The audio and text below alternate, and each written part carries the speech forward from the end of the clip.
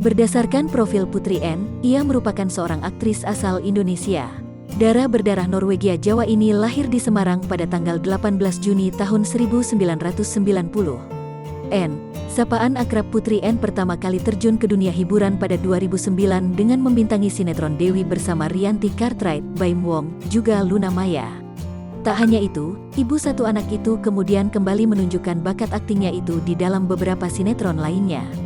Tercatat dalam profil Putri N, ia pernah membintangi sinetron Kemilau Cinta Kamila, 2010, Separuh Aku, 2012, Catatan Si Boy The Series, 2016, dan Tukang Ojek Pengkolan, 2017.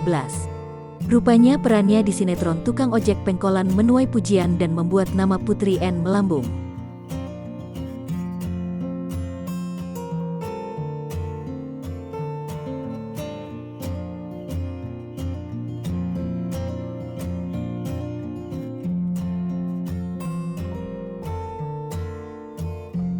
Sayang, N memilih hengkang dari sinetron yang telah membesarkan namanya itu karena ingin mengikuti program hamil. Selain sinetron, istri Arya Saloka itu juga sempat warawiri di beberapa FTV sejak 2014.